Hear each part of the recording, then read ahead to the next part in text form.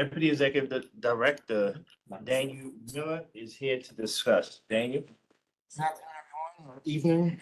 Hold on, let's see. So you've heard from Josias and how auto enrollments impacted our transactions and the need for more staff. One thing that was not mentioned, I think is key, is CEM benchmarking. They're a firm that benchmarks pension funds of our size across the nation. And what they found for auto enrollment was our staff did about 40% more transactions than a pension fund of our size. Also, that did not include TDA either. How many more? 40% more transactions than pension funds our size across the country. It's independent analysis. It's not our word for it. That's independent of ours. That was before auto enrollment. Next slide. Issue, because it's protected view. Okay, Let me I get- can speak to it. Let me get Kevin coming. Just say enable editing. Yeah. Yeah, enable editing. Enable Just give me this. Oh. Why'd you protect her, Daniel? Can I ask a question before we get, it ties into the budget, so unless you're gonna pop in. White one. Yeah, there's a tile open. Right there, yep. It's, Don't have a question. Oh, budget, I mean, sorry. Yes. Karen, do you want me to share? the budget? John? Yeah, What's your question? yeah, my question is, maybe you touched on this, with the if there were 70 additional heads, is the fringe covered by DOE? No, Or is the fringe covered by the city? Like, who's covering the our fringe? admin budget, the fringe, it's in our The budget. fringe is coming out of the corpus of Oh, that's focus, yes. Yeah, cut, charge the corpus. Just keep it in here. Make sure I have my notes. Karen, can I share the budget? oh, if you can share, that'd be Share, great. Kitra. Enable editing. Yeah. Should be. That's the secret. So what happens? So many heads.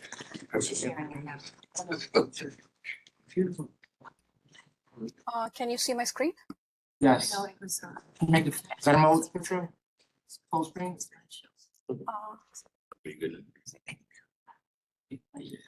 No, if you go into view, it should be presentation mode. And go present mode, Kitra.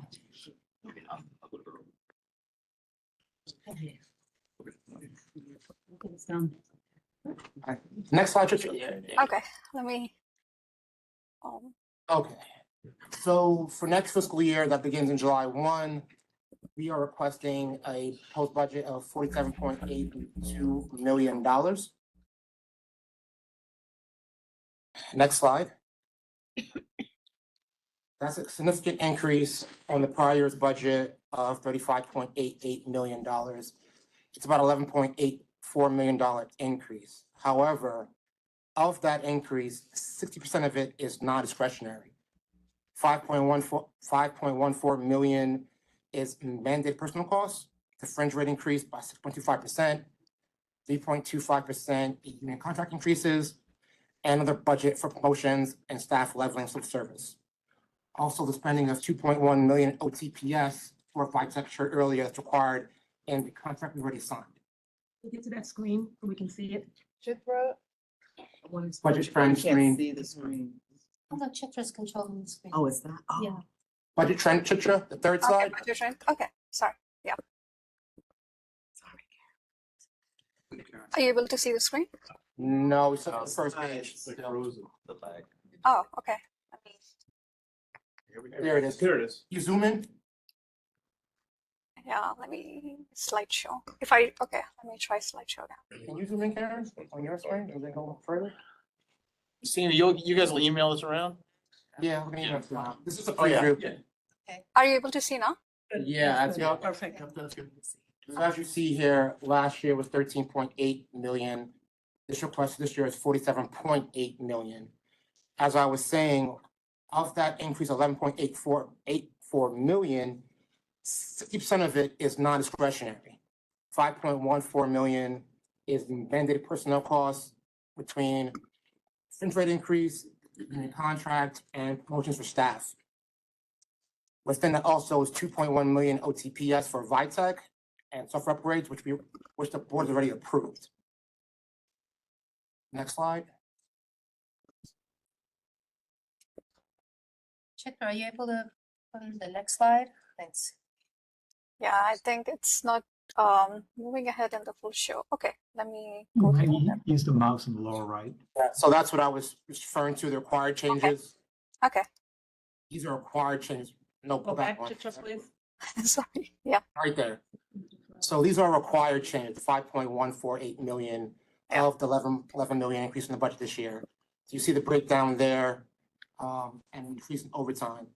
Now, So- no, one quick question. Yep. Fringe is only, this is the budget, but it's based on head count and Yes, how you bring people in. So there could be timing benefits based on when you're bringing people in. exactly. So of the requested budget of $47.8 million, we don't foresee us spending that this year, the actual expense. Our budget is funded through our corpus, which means BERS Investments pays for our budget. So anything unspent will back to the corpus. Why we're asking for some account this year is because the plan. In order to anticipate the rolling increases on what staff will need on transactions for loans, SCPs. Because what happens is, once you join the system, you can't take a loan out for the first year. So for all new auto enrollment, all those members really can't do much yet.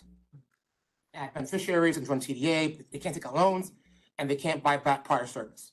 So that rolling in over a 2-year period. Hence why the headcount is going to roll in over a 2 to 3 year period. But we want the headcount allocated this year so we can plan ahead and know exactly what we're doing going forward. So active membership, as Josiah said, has increased by 82%. And active memberships is what drives transactions. Their members make phone calls, mostly they write us to come visit us for visits. They take out loans, SCPs, TDA transactions, beneficiaries. So that 82% jump in number of membership in one fiscal year is the largest increase BERS has ever seen on a 1-year period. The headcount request is not a 1-to-1. So we're asking for a 40% increase in headcount for an 82% increase in active membership. So we're not trying to kill the budget here, but this is what is needed to maintain our service level. So it's a phased-in approach, geared towards actual transaction growth by the membership. So this is directly tied to our service obligations to our members. Like I said before, this is not going to be, if we spend $48 million this year, I can't see it happening. It's going to be pretty hard. That's a quick question. Your head count of 70 is total over 3 years, or it's not So what individual year happens- one? It's what we put in Galaxy, the DOE system for headcount, we put in there now. Yep. like So we'll have the ability to hire 70 Over head 3 years. over longevity. So what that means is that now we can plan for the next 3 years. We know what the head count is to accurately plan for each of our departments and units going forward as we continue to develop our staffing model with Josias and Sewell. And basically, I just want to make sure people understand, the budget is a budget versus a forecast. Meaning you may have a budget for $100 million, but if you're hiring over time, you're not hiring everybody upfront. There is operationally, there's a real tug of war about headcount and expenses. And if you get it in, it just makes it easier when it's time for you to hire. So if my budget is $100 million and I hire 30 people today and 30 people next year, I'm not spending the budget. It's the forecast, it's the budget versus the actual, and then ultimately forecast. So, typically what I've seen is systematically over a 3-year period, increasing your budget. Here, you're going for it all in one shot, even though admittingly, you're probably not going to spend the 47 million if you were to get it. But the problem that creates from an administrative standpoint is for the board, who's ultimately responsible for all of this stuff. We're starting at a place where if we fail to approve budgets going forward, we default to the previous year's budget. By putting in an increase of this size, what happens next year when you come back to the board and say we need another $3 million and we've then over time went from 35 million to a $50 million budget because you didn't spend the money, but we're budgeted for 47. It's typical in the city for every city agency, including DOE and every mayoral agency, to do budget modifications throughout the year as the needs change. I don't know why this would be different than that process, just because it's the Board of Ed and because the DOE, I think, works on a budget modification process where you go back to the city when you need additional funds. That's not ideal. Yeah, I'm not saying it's a perfect system, but 99% of the government works that way. Yeah, but 99% of the government didn't see their membership jump by That's my 80%. point. That's not debating the point. I'm just It's asking, like I'm asking the question. My you're job not here is wrong. to It's ask just- questions and understand this, right? The wrong comparison, that's all, John. Yeah, I agree with you. I understand that, but at the end of the day, this is a government entity. Yeah. And I'm just trying to understand it because as fiduciaries, our job is to ask questions and understand what we're voting on. I Right. And just want to be comfortable with what we're voting on. the reason we had Josiah make his presentation, and we wanted the trustees to understand that we watch the statistics very closely. We are developing a staffing model with the support of Siegel to confirm the structure of that staffing model. We will be reporting that out to this board on a regular basis to make sure that we can justify those 70. Yeah, I mean, this is That's not a that small ask by any measure. I think. It's not a small effort. Yeah. I think you said it's kind of unprecedented for having 80% increase in membership. Oh, I'll concede that point. I'm just saying that this is Yes. uncharted Like you territory. said, we have done historically. We have asked what we needed for a given year and we've gone back to the board. But given the situation that we know is gonna occur, we know it's happening, the members are in. Our staff is already doing more transactions than a hedge fund of our size. So to maintain the level of service to our membership going forward over a 3-year period, we can plan this appropriately to go back to the board every time. I think this is the best way to go forward. The board can just choose otherwise, but that's what we feel is the best way to go. We'd have concerns if you weren't doing this. Yeah, that's right. Yeah. I mean, I think the idea that you're not asking a one-to-one spend based on increase in staff, increase in It's member. half, so Right. it's 80% increase in membership and a 41% increase. And I think, John, to your point around, are you gonna keep coming back year after year? Well, there's always gonna have to be a bridge that says, here's where you are today, here's what you asked for. Yeah. If you're asking for more, what happened to what we gave you to begin with, right? So I think when I think about a budget, right, I come from the corporate sector, it's a budget, and it doesn't mean, you're gonna spend it down as you go. And it's not really necessarily a rollover per se, instead of having to go back to the well each time. I think it's just it's being proactively prepared and understanding when your activity will peak. You don't wait for that to happen to then try to hire people, because then you wouldn't be ready. I think for me, it's the numbers, right? If you're going up 80%, but you're asking for a 40% increase, that still leaves you a little bit of a gap and says, to me, it's reasonable. In that, especially if we're able to monitor the budget versus forecast and actual. So just a quick question. I guess a few months ago, I was under the impression that, and maybe you can just break this down a little bit. Where do the temps and full-time staff come in? Go back a few slides, Chitra. Yeah. To the increases over time. So with the increase in headcount we're requesting, we've dramatically decreased the temp spend. So I think right now we have 20 temps and that would decrease to 3 temps next fiscal year. Is that your question? So your goal, Dramatically reduce temps. We Replacing with want to have staff be full-time. Yeah. We don't want to have a that really staff. is an option like before auto enrollment. It seemed like you guys favored more temps over full-time. Well, correct? we weren't sure what's actually gonna occur. Yeah. Right. So we were being Right. cautious, Yeah. Yeah, that's what I'm hearing. I was We were like, being wait, cautious in the ask. Right. Last fiscal year, we didn't have any headcount. We had, I think, 30 the year before that, just to handle the previous number of employees. So we wanted to see what the impact of auto enrollment. We see that now. We know what's coming, right. right? So eventually, without any additional headcount, our service level is gonna decrease. There's just no way it won't. Again, I'll say, we're doing 40% more transactions than pension funds of our size across the country right now. Well, previously, for enrollment. Yeah, and I'll just say, from a traditional standpoint, of me being here for close to 10 years now as a trustee, there's always been pushback as to the number of staff permanent staff that you hire. So there's always been where the staff in a budget proposal had to include temps in order to provide service to the members. So that's where the temps versus actual full-time staff came in, because there's always been pushback as to the number of permanent staff that's hired. And I will speak to temps are not ideal, Right. because again, your temps have great, retaining them is not the same. Limited access to the data is not the same, performance is not the same. They're not empowered, they're not bought in. Right. So there's gonna be a give and take, but I think the temp solution is really not a solution. Yeah. Right, it's a temporary, it's like Switch. put like a Band-Aid on a cancer, Right, so to right. speak, right? So you save money when you have temps. Not necessarily, Not because necessarily. you're paying a premium to have the temp.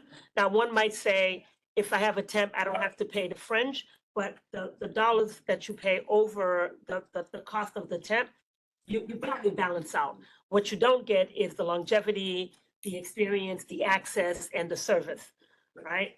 So I mean, in some instances, temps work because you may not know what the volume's gonna be, so you need to have some temps to make sure that if things go awry, you have a solution to address that peak. Yeah. But if you know long-term, you're going up by 80%, it's gonna just be a constant peak. It's not gonna peak and valley. It's gonna just be a constant peak, and you gotta prepare for that.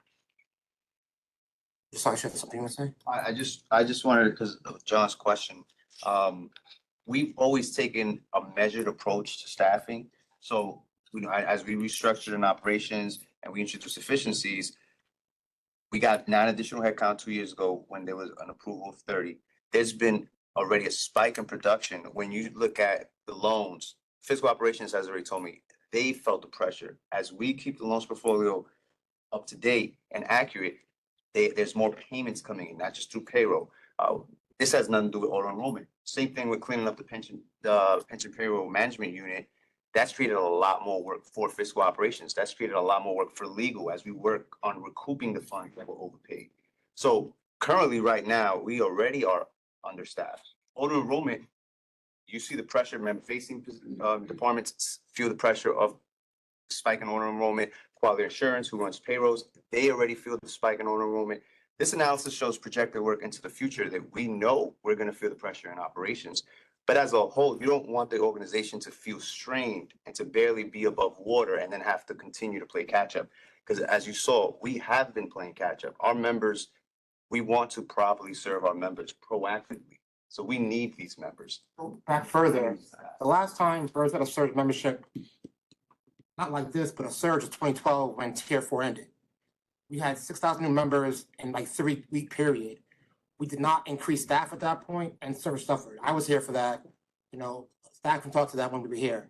So I've explained this before, staff increase doesn't align membership increase. I'll speak from the member perspective. I am a BERS member, and nothing would make me more irate that you have my money and I can't get the services that I need. And so from my perspective, service is very, very important, especially, and I'm not like most of the members, I can afford to be delayed or whatever. You can call me. But you're right about that. I start right at the top, work my way down. But I have the access to do that. I think we have to be very careful about how we serve our part-time members, our lower income members, those that don't have the kind of discretionary income that some of us in the room have. And so for me, I think, while we try to compare it to the other pensions, it's very different. And we do have to have a sense of responsibility around service level delivery, and that is optimal for our members because it is their dollars. And if the less they have, the more important those dollars are to them. The fact they get 8 times more vacations than pay funds our size. 8 times more calls, emails, member visits. 8 times, 800% than funds of our size. That's to Kareem's point. No, I Because funds don't have majority part-time like BERS has. And, It's a different clientele. and to even add to that, so my pushback all of these years has been just similar to what Kareem has said, but a little bit deeper. So I would say to folks when there were budget pushbacks, I would say, Are we saying that low-wage employees, That's right. a majority who are people of color, a color, majority that's who are women, should receive any less service That's than right. some of the other systems? And that would always be my pushback, right? They should receive no less. And so That's I think being proactive here, knowing that there's an increase, these numbers are not going anywhere. Auto enrollment has been something that we all push for, That's right. pushing several different cycles within the legislature to get this done in the state. And we got it done. Like, we need to provide the adequate service that goes with that. To See, further add to that point, 10 years ago, our budget was half the police fund, and we had the same amount of active members that they had. They were retirees, but again, retirees don't drive transactions. And we're trying to close that gap because it was not equitable between two funds in the city. And we just put that gap staffing wise 8 months ago. I think it's important not to compare apples to oranges. We need to look at our membership, as you guys have done the analysis, looked at the transactions, the kinds of transactions that are required, and really determine what's best for our members, within the boundaries of good service and people having access to their money in a timely manner. I agree. So is the expectation that we've heard it for the first time today, is the expectation we'll come back next month and take action? Or if we have questions in the meantime, the team will be available to answer any questions that individual trustees may have regarding look, 70 heads is a lot, $13 million is a lot.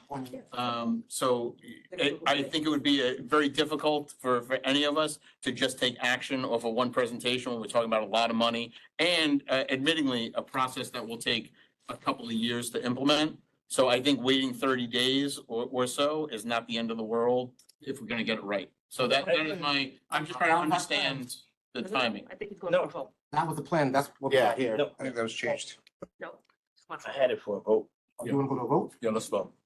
And so I have a question. This is Marielle. I've had my hand raised. Hi, good afternoon, colleagues. Apologies I couldn't make it in person. And apologies if I missed this as well. Just a question in terms of the actual 70 hires. Could you speak to kind of what types of employees are these? Will these be civil service jobs? Will these be, if you could just talk a little bit about that. Thank you. Sure. The vast majority will be civil servants jobs. Most of the times we use here at BERS, ARBE, the Associate Retirement Benefit Examiner, CIR, Customer Information Rep, Assistant RBE. They have lists out, so we have to hire from the list. So if there's not a list, they'll be hired provisionally, but once the list comes out, they'll be actually mandated to join and become civil servants. So they all of them should be eventually civil service positions. So respectfully, I understand that some people would like to vote to that. I'm respectfully requesting a table as this is not time sensitive and 30 days. There's an appropriate amount of time to review $13 million and 70 heads. But that's, I'm just one person. 11.8 million, not 30. Right. So whatever the. So 11.8. Hold on, Tony's been trying to ask a question. Go ahead, Tony. So I was just saying, from audit committee standpoint, we had audit committee today. This board has been overly scrutinized over the past 2.5 years that we've been here. And from where I see it, we're being more fiscally responsible than most. And we're being very transparent about things. And from the audit committee, Aday has been doing a fantastic job in terms of following up. And we're gonna have a even more robust audit function going on here, because we, more than everybody, have to have our bows tied and our I's dotted and our T's crossed. And that's gonna, each one of those groups is understaffed as well. And I think it's vital that our members, who are some of the most needy in the city, that they should have better service than most. That there's time sensitivity, whereas some of the other employees might have, other resources to fall upon. Our members probably don't have that. So given, and again, I'm irritated because there were articles castigating this group, and this group has been on point. We're funded. This budget is coming out of our corpus funding. And it's our group, and my thing is, we have quorum now. It's difficult. We have almost the most unwieldy board that the system could create. We have a quorum now. Let's move it now. I just don't think it's unreasonable to ask What- within 30 days. What about that CRM CEM? I'm sorry, see, that report, it should reflect, not so high a few years ago, but what you guys are doing with the auto enrollment, it should reflect the better, right? It When is that gonna- It will, but only for the 2 years. This is a 1-year look back with CEM benefit. It's an annual. 40% up, 1 year look back. I'd like to make a motion to approve, Or to go to vote. to go to vote.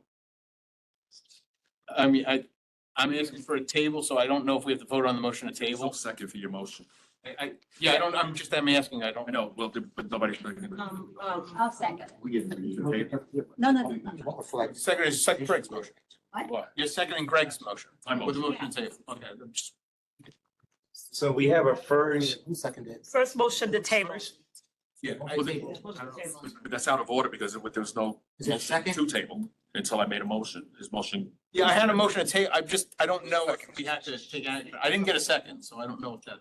Is there a second table? Is there a second to table? Is there a second to table? I second Marielle Ali. We have a second to table. I'll vote. Now we go to a vote on tabling the budget. All those in favor of tabling the budget, please indicate if you're in favor. Aye. Aye. All those opposed to tabling the budget, please indicate if you're opposed. Opposed? Now it's on. Any abstention? Any abstentions? Abstention, one abstention. The motion Who abstained? fails. We did- Dr. D? Dr. D. That motion not happened. I abstain as well. Two abstentions. On the, What matter Motion to On table. the motion to table. Now to Greg's motion. In favor as well. This is Shirley. So I guess we're on to the other motion then, right? We didn't have a quorum to do either, right? So we're gonna proceed with the question. Yeah, Brett. Now to Greg's motion. Greg's motion is to vote on the budget. yeah, to approve the budget. Approve the Motion to budget. approve. Who's the second? We got a second by Marjorie. All those in favor of approving the budget, please indicate if you're in favor. In favor. Favor. Aye. Opposed? We may need a roll call. Yeah, I think. you're Well, right. I believe we're gonna need, respectfully, I believe we'll need a roll call vote because there's too many people and And we're not. I got past. Roll vote. Sharon, can you call a vote? Adriana Aliseo. Yes. Favor? She said. I'm sorry, yes, in favor. Marielle Ali. Abstain, I don't have enough information. Thank you. Corinne Apollon. In favor. Shirley, is Shirley here now? Yeah, sure. Alvin. Yes. Marjorie Deanstead. Yes. John Dorsa. no. Gregory Faulkner. Yes. Anthony Giordano. Yes. Dr. Angela Green. Yes. Naveed Hassan. Yes. Alice Ho. Yes. Rima Izquierdo. Abstain. Dr. Darling Mirame. Yes.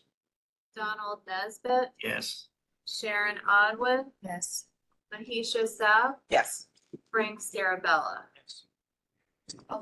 Okay. Two abstentions or 1 no, 14 yeses. One short. Oh, 14 yeses on. One short. We needed 15. So we can revisit this next month? Sure. The motion fails.